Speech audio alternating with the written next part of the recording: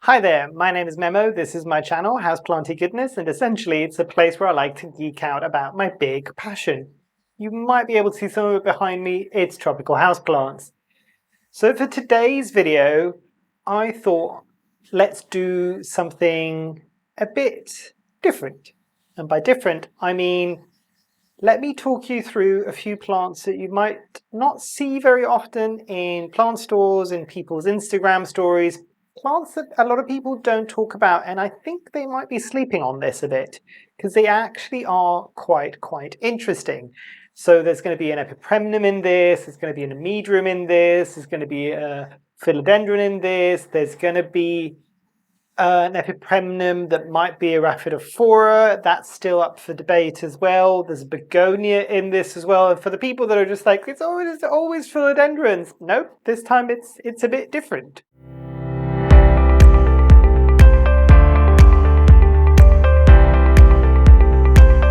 So starting off with the first plant that I wanted to kind of showcase and talk a bit more about is the Epipremnum Shangri. And the Epipremnum Shangri, and I have done a previous video, hopefully I'll be able to find it and link it at the top there, about its care, but a bit more about this plant. It's very unique. The leaves kind of have a bit of a point to them as well. They tend to be a bit wrinkled in. It almost looks like there's something wrong with the plant. It looks like it might be slightly mutated. And again, this might be, at least for the people in the UK, a bit of a Marmite situation, a take it or leave it. You either love it or you hate it. I love it because it looks very different to anything else that you will see. You will get that curling of the leaf, you'll get that point towards the top. You'll also get some ridges on the back of the leaves. Sometimes the leaves will open up, sometimes they will stay closed. But it is, other than that, it does behave a bit more like any other Epipremnum. So in terms of how you would water it, how you would care for it, the light levels that it needs, it's very similar to everything else. It is slower, I will say. Now, when I mention mutation, I don't know whether or not this is a naturally occurring plant or whether or not this has been cultivated by humans to look the way that it looks. And by me flippantly saying mutation, this might be a plant that was specifically mutated in terms of its genetics to look the way that it looks. And I know that might be a bit of a controversial topic for a lot of people, but a bit of a newsflash, a lot of the plants that we love and think that they grow like that naturally in nature have been manipulated by humans one way or another genetically over the years to look the way that they look because they might be more appealing and might look a bit more different. So this is one that might be an interesting one to look at. You can't find it in a lot of different places. You can occasionally find it here and there. If you do a good Google search, you might find kind of specialty online plant stores is generally where I found it. In the UK, I found it from the Ginger Jungle, and the Ginger Jungle is linked, I think most of my videos now down below. I've got a list of some of my favorite plant sellers in the UK, so that's down below in the description. This isn't sponsored, by the way, but yeah, it's very cool and unusual looking. I will say I did try to move it into pon, and I've had good success with pon with most other Epipremnums of going straight from a root system that's used to soil into a pon system. This one threw a bit of a hissy fit. Granted, I've had it for years. I've had it for a good 2 or 3 years now, and I think it was quite established in the soil. It almost lost all of its roots to root rot because I did that move too quickly.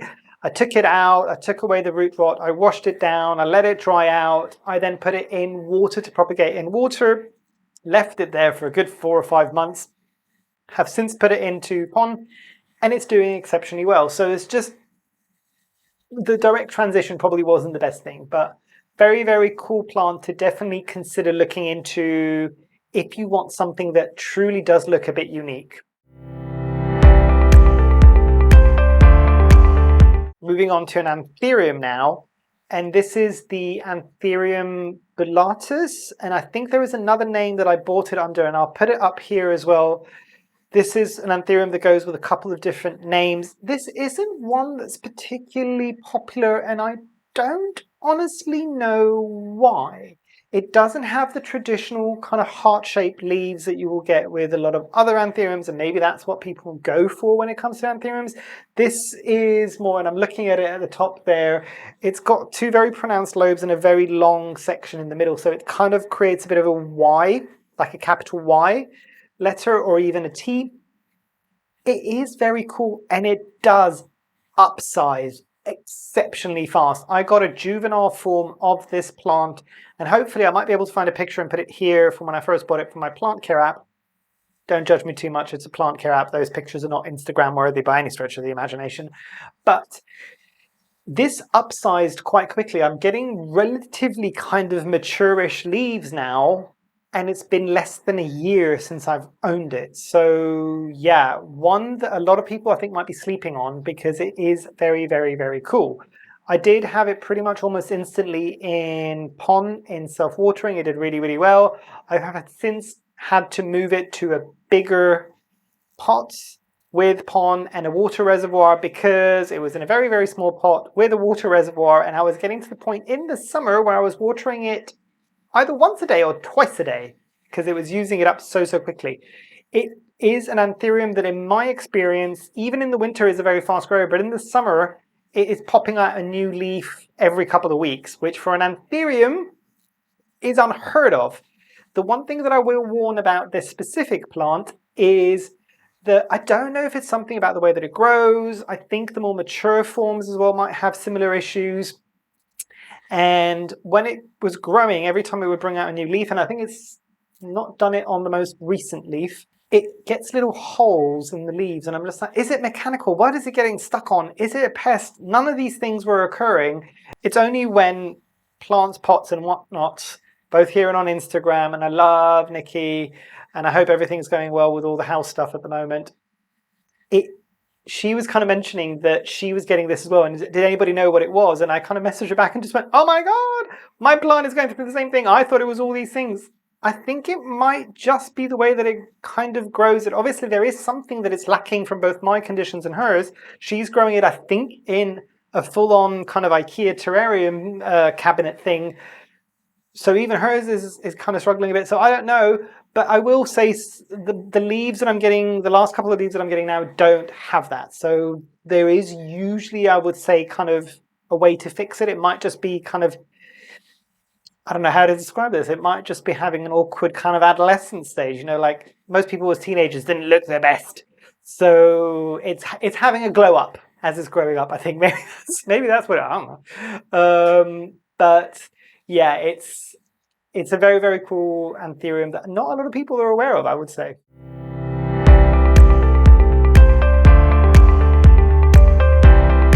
The Amydrium Medium is another one that a lot of people, there was a point when it was starting to get popular, but then that kind of died down a bit. And I think I know why, and I'll tell you why.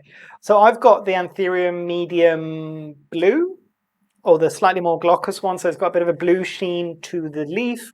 This is also, I think, called the Spider-Man plant because it gets some nerves in the leaves which look a bit like spider webs. It is very cool. I will say that it is exceptionally slow growing. Probably not the slowest thing I've got growing in my conservatory, but definitely not one of the fastest. And it also, and I think this is the reason why it kind of fell out of popularity, everybody was just like, ooh, look at a new plant that's come onto the market and the foliage looks kind of cool and look at all of these things that it can do. But I think, and based on stories that I've heard from other people, correct me if you've got this and you've had different experiences in the conditions that I'm going to talk about now, but unless you're giving it a plank or wall to grow up, I don't think this works even with a moss pole. It will have a tendency of running, of sending runners out from the main plant without any leaves. And a lot of people were chopping and propping these runners, which basically meant that it got flooded in the market with kind of leafless sticks, so people can propagate those. So kind of a wet stick situation. And I know that was a bit of a hit and miss with some people, and it would work sometimes and it wouldn't work. And it's a slow growing plant anyway. To get it started from something of pretty much just a stem with a node on it takes a while. So I think that's probably why people kind of fell out of love with it a bit. I have grown it on a plank, and I actually did a video about growing plants on a plank, and it was based on my experiences with that specific plant, and I'll link that up here as well. But that one was a really interesting one because having had it for a good few while now, since the original day when I got that, it has grown beautifully and it's not sent any runners out. There was a point where I think it lost contact with the the plank, and it did send what looked like a runner, so I quickly reattached it on, and then since then it's done really, really well. I have since put some moss at the top of the plank because I wanted one of the nodes to root into that, and I probably will be chopping it back, getting rid of that runner entirely, repotting into the same pot, making it bushier, and letting it do the same thing over again because I don't have a lot of space to put it on a wall. I would love to, but a very, very cool plant that I think a lot of people are sleeping on because other than that, other than the fact that it's a bit slow and other than the fact that ideally would like to grow on a plank, it's kind of cool to look at. I mean, it's getting the fenestrations a bit more like a kind of almost like, and I dread to use the word mini monstera because the amount of people that will say a Rhaphidophora tetrasperma is a mini monstera, even though it's not a monstera. Got a bit of a pet peeve with that one. But it does look like a mini monstera leaf, and it's got the same kind of textural element that you might get with a Monstera Peru. It's kind of hard leaves as well. And actually thinking about it, the Monstera Peru, which has got similar leaf structure and kind of slightly more turgid leaves, that's a relatively slow grower as well. Granted, I've got two Monstera Perus at the moment that are growing like weed because they've grown so much that they're now kicked up speed, and I'm getting to the point where I'm having to water them every couple of days. I love the summer for how well my plants grow, and I sometimes hate the summer for how often I need to water this many plants. But that's a me problem, it's not a you problem, hopefully. but yeah, that's definitely a plant that a lot of people are sleeping on. Amydrium Medium. I've got the blue form. There is a green form. There is a variegated form, and I might offend a few people here. And I know the variegated form, from what I'm hearing from a lot of other people, does grow faster, which I find really interesting because the variegated form of most plants doesn't grow as fast as the greener forms of most plants. And a lot of people want to have that. It takes away some of that aesthetic element of the foliage that I like personally. I wouldn't get the variegated form of that plant because I think that it looks a bit sick. It doesn't grow quite as smooth, if that makes sense. If you do a Google search, you'll understand what I mean by looking at some of these leaves. They look more gnarly than they should. But again, this is probably a personal thing. Please don't come at me in the comments. But I do understand if you want to voice your opinion at the same time.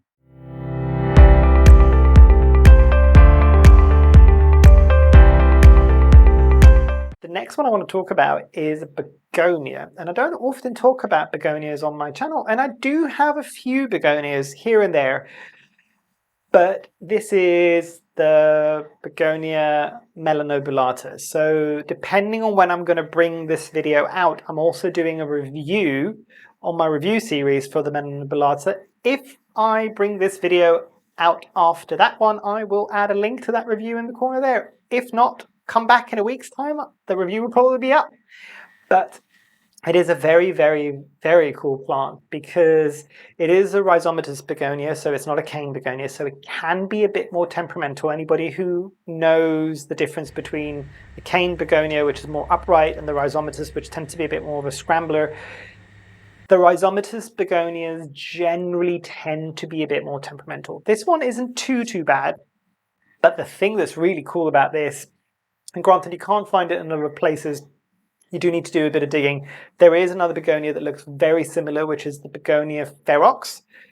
And they both have the same very cool feature. Their leaves have got spikes on them, and they kind of look a bit kind of metal and a bit kind of hardcore, and they look kind of awesome, really.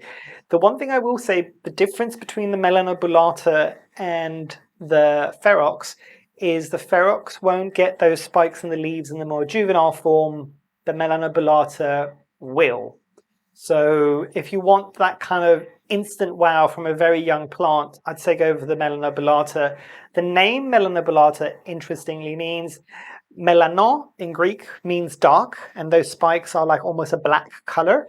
And bullate, or yeah, but I think that's the kind of more Latin side of things. I don't think that's coming in from an ancient Greek term, is kind of the spiked element. So it's dark spikes.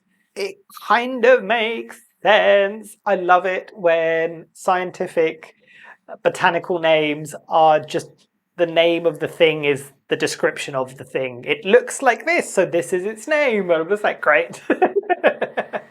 Really had to think hard for that one. But yeah, it's a very, very cool plant. It also has a bit of pubescence, and by pubescence I mean it's got a slight fuzziness to the leaves, which is kind of cool as well. Again, this might be one, I think most of these plants actually on this video are going to be a bit of a Marmite situation. You're either going to love it or you're going to hate it. This is probably why they're not loved by the masses and you're not seeing them everywhere.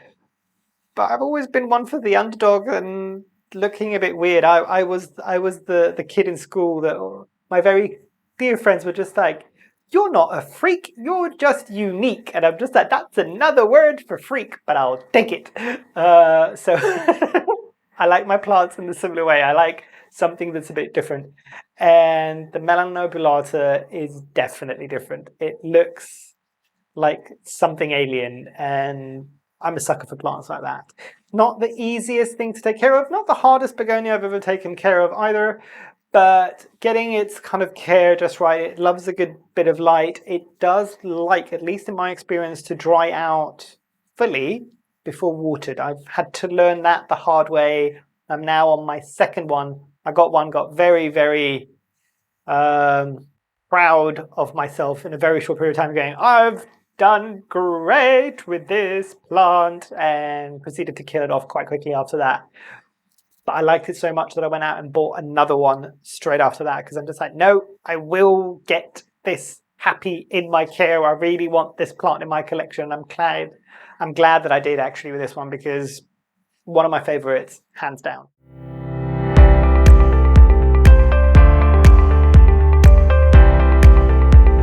Another very, very cool plant is the Piper Sylvaticum, and that one I have done a video review for that one. I'll put it up here as well. You can go and find out all about my experience on that one in more detail. But it's a very cool plant because Pipers aren't ones that we see very often at all. They are related to the pepper family, so the peppercorn family, not the peppers as in bell peppers. And the reason why I clarify this is because I was a bit of a dum-dum, and when I was getting excited about owning a Piper and I knew that it was related to peppers, I honestly thought it was related to bell peppers and chili peppers and all these things. And no, it's related to the peppercorn plant, which actually, when you think of it, makes sense. But that didn't quite compute in my brain when I was first finding out about them. But I do know this now anyway. And peperomias are plants that got their name because pepper, or piper, is pepper in Greek as well, or ancient Greek. Omnia, literally in ancient Greek, actually it's the same in modern Greek as well, means similar or the same. So peperomia literally means plants that are similar to the Piper plants, which is kind of cool. And it means these Piper plants, the peppercorn plants, not the bell pepper plants, sorry. It was an honest mistake. But yeah, very, very cool plant. It's an interesting one, and you'll see that if you look at the review video as well, because it gets these granules of extrafloral nectaries. And again, I speak about extrafloral nectaries in another video. I keep linking you guys out to other videos, but this is kind of almost like a summary of a lot of other videos as well.